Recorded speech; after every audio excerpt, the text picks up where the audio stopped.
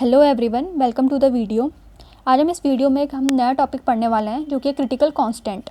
आपके एग्जाम में इस तरीके से क्वेश्चन आता है, the explain the term critical temperature, critical pressure and critical volume.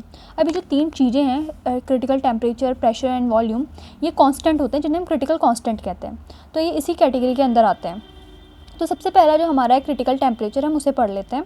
It is defined as the maximum temperature at which a gas can be changed into liquid on applying pressure is called the critical temperature and it is denoted by Tc।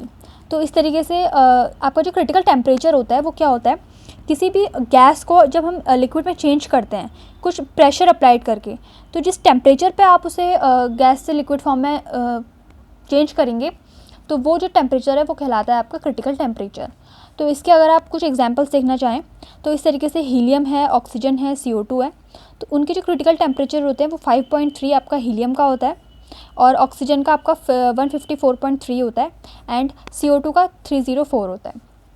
तो अगर आप चाहें तो आप इन्हें याद भी रख सकते हैं, नहीं तो आप अगर डेफिनेशन आपको मेन ये याद होनी चाहिए। आगे हम अपना सेकंड जो टॉपिक है वो है क्रिटिकल प्रेशर।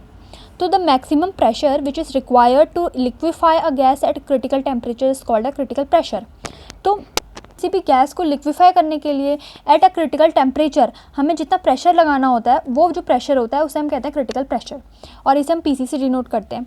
तो अगर आप इसका एग्जांपल लिखना चाहें तो वो भी है कि हीलियम आपका जो हीलियम का आपका क्रिटिकल प्रेशर होता है वो होता है 2.26, ऑक्सीजन का 50.1 एंड CO2 का 72.2। तो इस तरीके से क्रिटिकल प्रेशर है। और लास्ट में जो आपका थर्ड है वो होता है क्रिटिकल वॉल्यूम।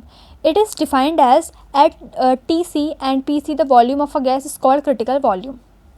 तो critical temperature and critical pressure पर जितना आपका वॉल्यूम होता है उसे हम क्रिटिकल वॉल्यूम कहते हैं और इसे हम VC से डिनोट करते हैं।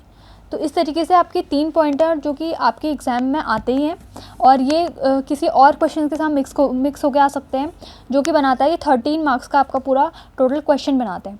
तो मेक श्योर कि आप अपने नोट में इन्हें ऐड ज़रूर करिए एंड एक और बार आप इसे देख लीजिए। हमने सबसे पहले यहाँ पे क्या, ये तीनों जो है वो क्रिटिकल कांस्टेंट होते हैं, हमें ये बात याद रखनी है, क्योंकि आपके जो एग्ज़ाम आप अगर बुक्स में भी अगर देखते हैं ना तो वो क्रिटिकल वो कांस्टेंट करके ही लिखा होता है, तो आप उसमें कंफ्यूज हो जाएंगे कि क्रिटिकल टेम्परेचर क्या है और कांस्टेंट क्या है।